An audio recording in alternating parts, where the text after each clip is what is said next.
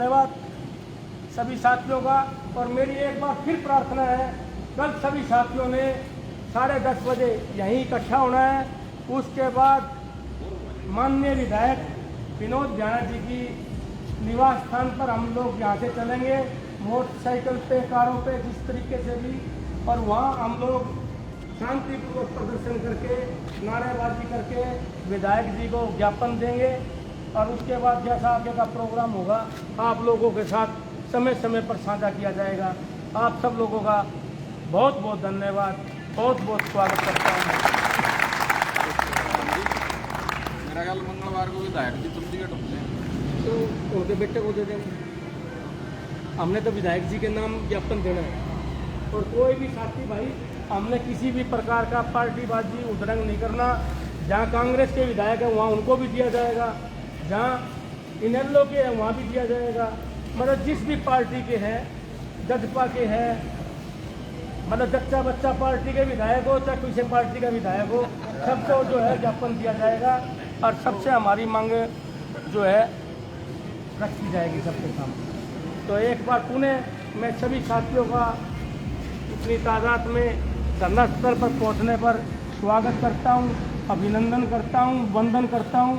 और आप लोगों से उम्मीद करता हूं भाई आप लोग इसी प्रकार एकता बनाए रखेंगे।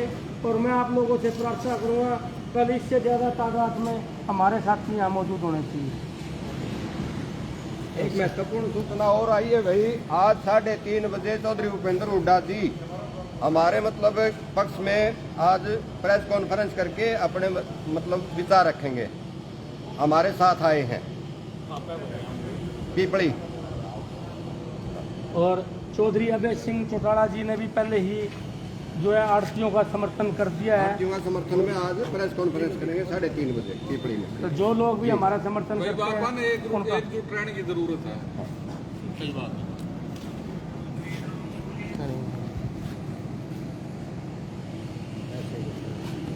साहिल माइक बंद कर। हेलो और आ जाओ पैर सरकार को कहती कोई सांगवान साहब में कौन कहते मैं ला दे साजड़ा के आजो पर राजी आजो पर ला दे यार अपना आजो आजो पक्का पक्का बना सांगवान साहब कौन कहते सांगवान साहब मैं उसका किस साइड आ जाओ मैं थोड़ी ले रहा हूं। रिक्की रामदास जी, किन मांगों को लेकर आज ये प्रदर्शन किया गया है और आखिर इसका क्या मोटिव है? सबसे पहले तो आपका और मेरे बड़े भाई महेश जी का यहाँ पहुँचने पर मैं दिल की गहराइयों से स्वागत करता हूँ, धन्यवाद करता हूँ। आप यहाँ पहुँचे, आपके दर्शकों का भी बहुत बहुत अभिवादन है। आज हम लोग 10 तारीख को गुहाना में इकट्ठे हुए थे। पूरे हरियाणा के आड़ती एसोसिएशन के जो मेंबर्स हैं,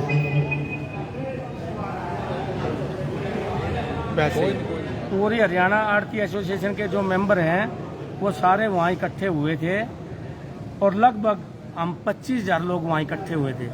सरकार जो पिछले दरवाजे से काले कानून ला रही है उसके विरोध में हम लोगों ने वहाँ एक रैली का आयोजन किया था। आज तक के हरियाणा के इतिहास में व्यापारियों की, आड़तियों की इतनी बड़ी रैली नहीं है। उसके बाद भी सरकार अभी तक नहीं जागी। सरकार एक नया पोर्टल लाई है जिसका नाम है ई-नाम ट्रेडिंग। इसका मतलब है इलेक्ट्रॉनिक नेशनल एग्रीकल्चर मार्केट, राष्ट्रीय एपीएमसी मंडियों का राष्ट्रीय एकीकृत बाजार, जो किसी भी तरीके से व्यवहारिक नहीं है। मैं मुख्यमंत्री जी को चैलेंज करता हूं, जो ई-नाम में उन्होंने कंडीशंस लगाई है उस कंडीशन के अनुसार वो एक दिन की अराइवल, हरियाणा की छोटी से छोटी मंडी की एक दिन की अराइवल उस पोर्टल के माध्यम से बिकवा कर दिखा दे, हम पूरे हरियाणा में उस ई-नाम को लागू कर देंगे, जो किसी भी सूरत में व्यवहारिक नहीं है। 1 घंटे बोली होगी सुबह, 1 घंटा शाम को होगी, कंप्यूटर पर बीट डाली जाएगी, उसके माध्यम से बोली होगी, जो किसी भी सूरत में व्यवहारिक नहीं है।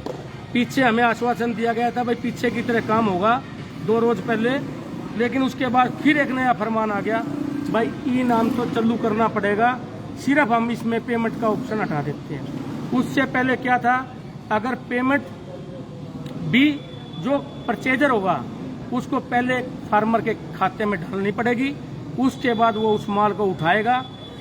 आज सरकार जब ये पॉलिसी लाई है तो गेहूं में ये पॉलिसी या एमएसपी की जो फसलें हैं जो ई खरीद सरकार करती है उस पर ये पॉलिसी क्यों नहीं लागू कर रही? सरकार जब ये पॉलिसी लाई तो उसका मतलब क्या है?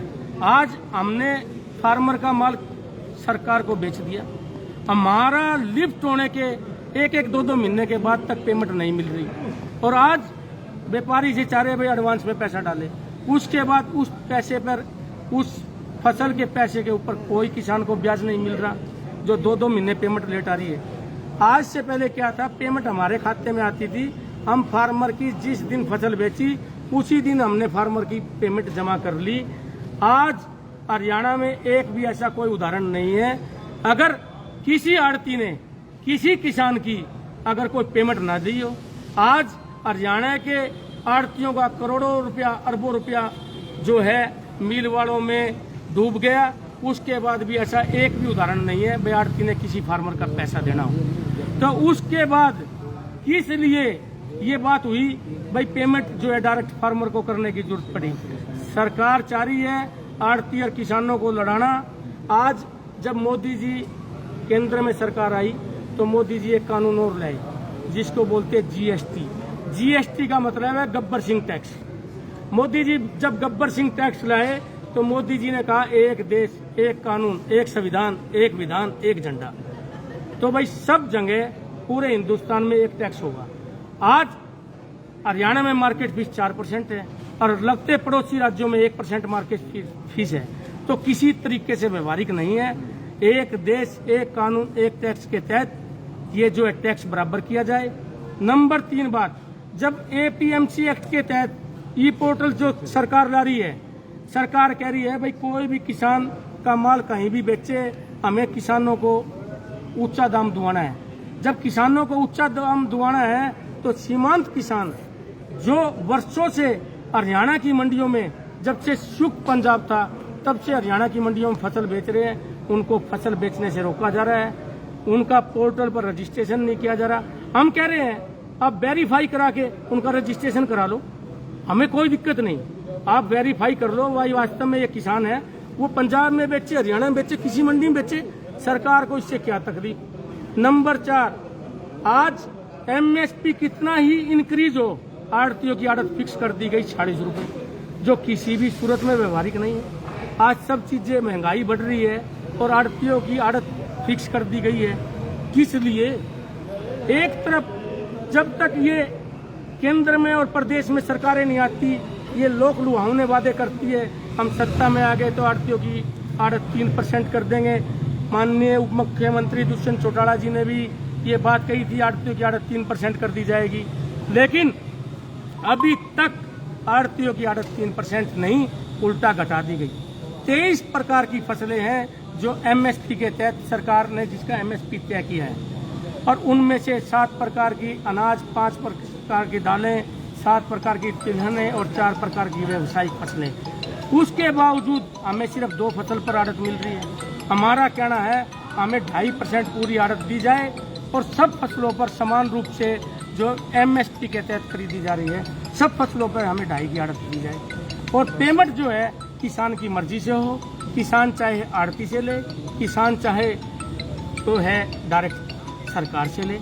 तो इन्हीं मांगों को लेकर हमारा आज संपूर्ण हरियाणा की मंडियां बंद है, और उसके बाद सरकार नहीं मानती तो 90 के 90 हल्के में कल आड़ती एसोसिएशन विधायकों को ज्ञापन सौंपेगी।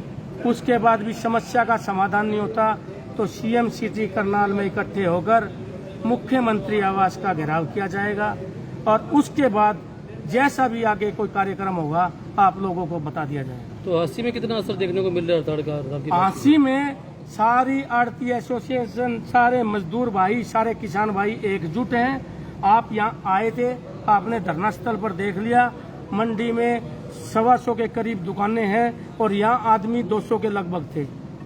आपने देख लिया एक एक दुकान से 2-2, 3-3 आदमी आए थे। हमने संपूर्ण रूप से खरीद बेच का कार्य बंद रखा है। अपने फार्मरों को कह दिया है भाई मंडी में फसल लेकर ना आए। उसके बाद हमने किसानों की सुविधा को देखते हुए अगर कोई किसान गलती से मंडी में आ जाता है तो हमने कहा भाई उसकी फसल उतरवा लो, उसकी बिक्री और उसकी तुलाई भराई कच्ची भर्ती कुछ भी नहीं होगी। आप कहीं पता कर लेना, हरियाणा में जितना मजबूत भाईचारा आड़ती एसोसिएशन का है शायद ही कहीं देखने को मिले। हाँ जी, हरी वरिंदर जी क्या कहना चाहते हो? एक मिनट रुक जाइए।